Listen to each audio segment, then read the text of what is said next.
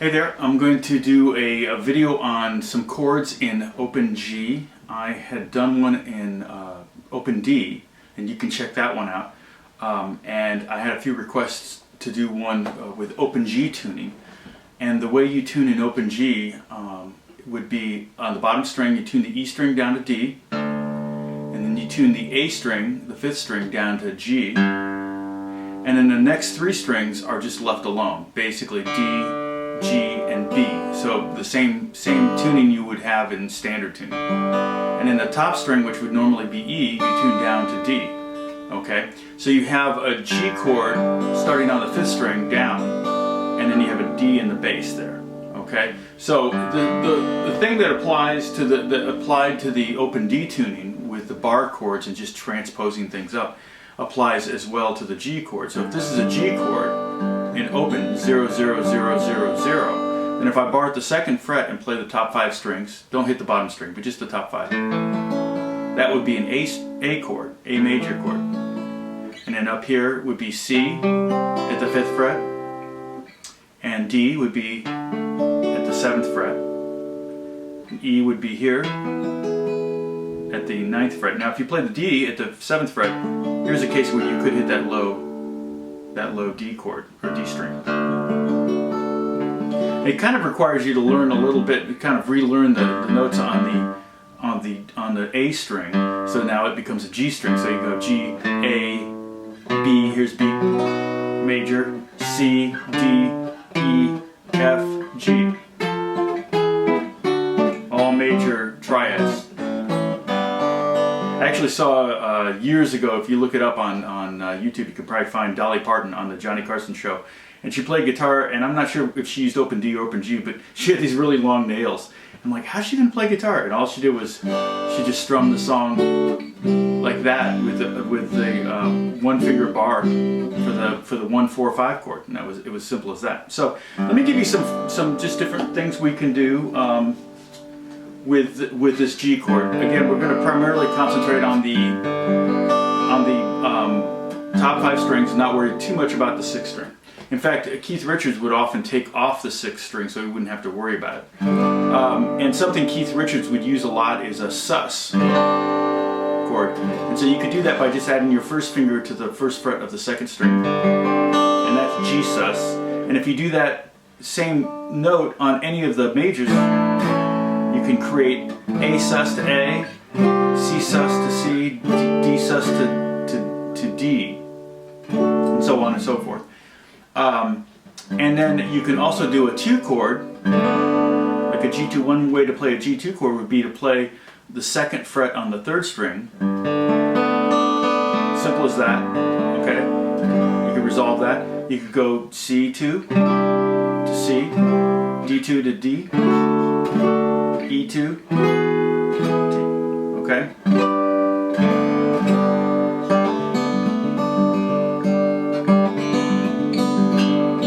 Go to the sus, G sus again. And we could go to add the sixth here on the second fret of the fourth string. And we could also add it up here on the second fret of the first string. And that would be a G6 chord. We could resolve that. If we combine the sus2, or I'm sorry, sus4 here, the sus chord, and then the 6, okay, we get a sus4 and 6.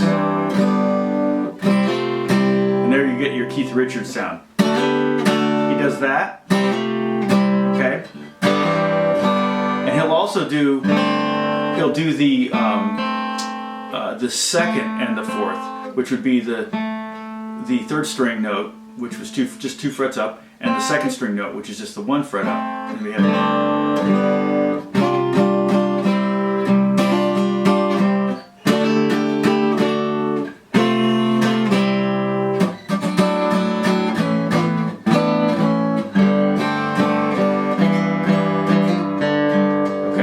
So there's some cool things you can do with just the open G by adding different sus notes.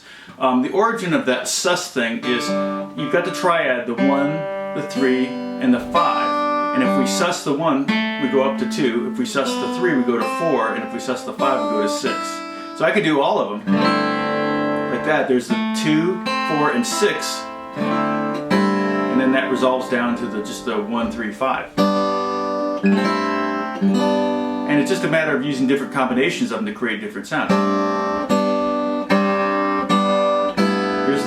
Here's the 2 and the 6. That's kind of cool. Now remember I said the 6 was here on the 4th string, 2nd fret. We could also, if we take those, and then also on the 1st string on the 2nd fret, if we go up one more fret, we get to the 7th, the dominant 7th. Okay. And then if we go up another fret, we get major 7th. And you could do any one of those. You wouldn't have to do both of those. You could do this the 1st string. So there's G6, G7. Go to the 4th fret, and you get G major 7, and then you keep going. This is another G. And the same thing could be done with the C chord. A little bit tough there. A bit of a bar with the stretch out there. Kind of tough. But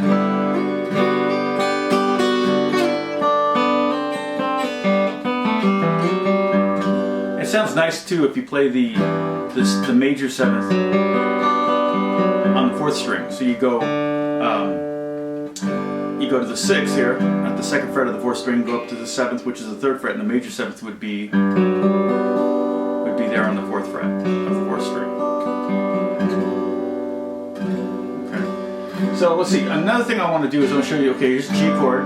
The basic. We're going to go up harmonically up the scale and find some minor chords and just go from G to A minor, which is the next chord. And it's technically an A minor 7. Kind of hard to play A minor, play something like that. But so what I'm playing again on the top 5 strings, I'm not using the 6th string at this point.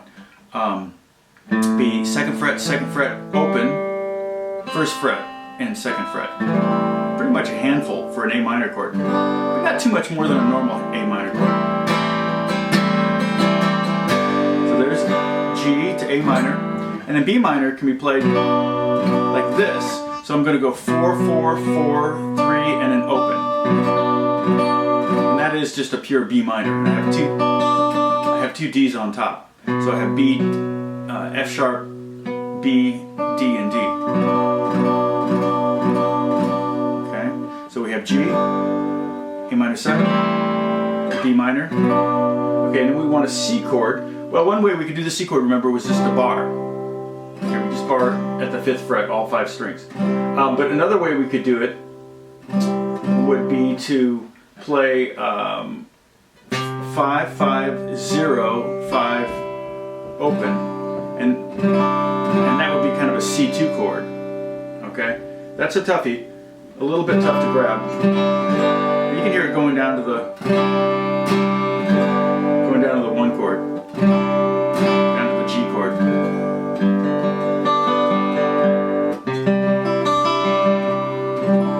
If I wanted to, I could also maybe grab,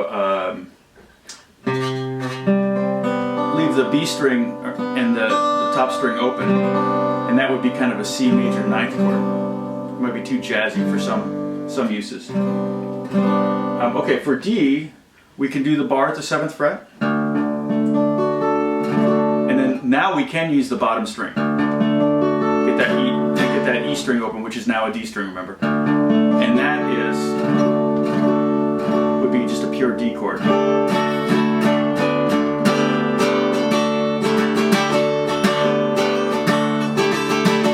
Okay. Another way we could do it would be to do that D and then 2nd fret, and then open, and then 2nd fret, and then 3rd fret, and then open.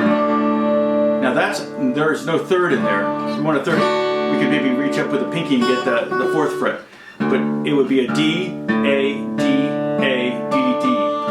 It's kind of a cool chord.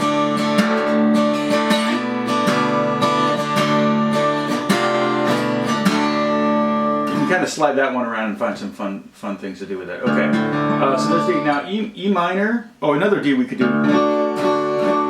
is similar to the C chord that we did. And that would be, I could do 0, 7, 0, 7, 7, 0. And that does have an F sharp in it.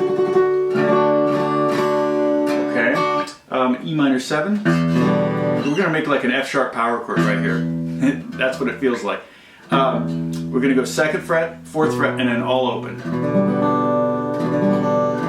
And that would be E minor 7. Okay, we could also do E minor like this, 2, 0, 2, 0, 0, 2.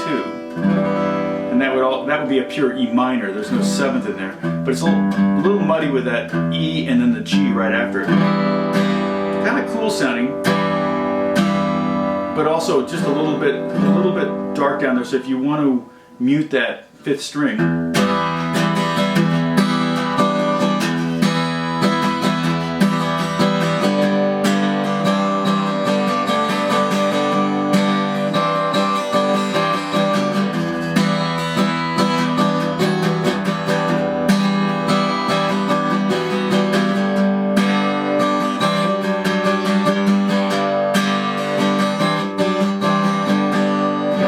the last chord I want to show you is kind of a D over F sharp that would kind of get us all the way back to G. And we can play the 4th fret and then nothing on the 5th string. Deaden that if you can with the kind of the fleshy part of your 3rd finger. And then open D string, 2nd fret. Sorry, second fret on the G string, 3rd fret on the B string, and then open top string, and there would be our D over F sharp. Okay. Another thing we can do is do kind of a harmonized scale up using 6 to go up and down the neck, and I like that a lot. That's a fun thing to do when you have an open tuning. I think I did it on the open D lesson. So again, top 5 strings. Don't play the bottom string. We're gonna go open. I'll just tell you now, the 5th string, the 3rd string, and the 1st string are going to be open throughout all of this. We're only going to be fretting on the 4th and 2nd string. So start out with all open, and then go 2 and 1 on the 4th and 2nd string. So we kind of create that C over G sound, or kind of a G with a sus4 and a sus6. Talked about the sus chords. Then we can slide that up 2 frets. Okay. So we're at the 4th and 3rd fret on the 4th and 2nd string. Then we're going to go to 5 and 5. Then 7 and 7. And then 9 and 8. Okay. And then 10 and 10. And 12 and 12. Basically what I'm doing again is a harmonized scale using 6. I'll show them to you again, just plucking those 2 strings. So this is the D string and the B string, and these haven't been changed. Okay, these two strings, along with the G string, are in original standard tuning. Okay, so 0 0, and then 2 1, 4 3, 5 5, 7 7, 9 8. 10, 10, 12, 12. You'll notice there are only 2 shapes. Basically the 12, 12 shape, and for example, where it's 10, 10, and also the 9 and 8 shape, which is kind of displaced 1st and 2nd finger there.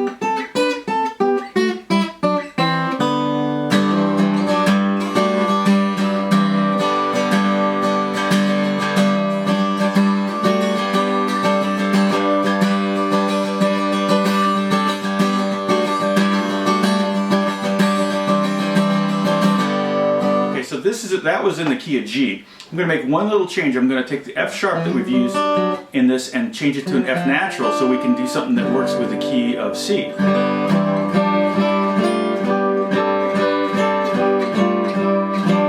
So only 2 of these are actually going to change. The one that was 4 3 is going to be 3 3, and the one that was 7 7 is going to be 7 6. Okay, so the shapes are 0 0. And 2 1,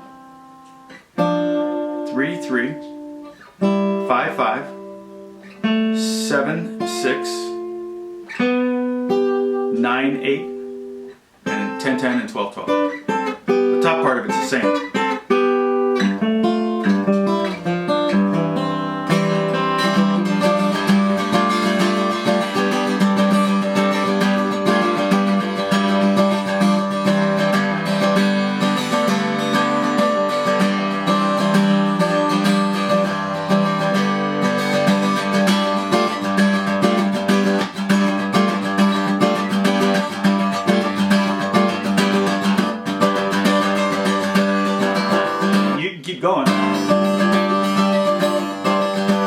repeat. It just repeats. 12-12 is the same as 0-0. So when you went to 2-1, you would just go to 14-13. And again, this one is more relative to the key of C or G7, G mixolydian. Okay, now I'm going to come up with some more of these. So this is technically going to be part 1. I think I'll come up with some more chords you can play for fun. But for now, this is enough to kind of keep you busy and have some fun with open G. Okay? God bless you guys. I'll talk to you soon.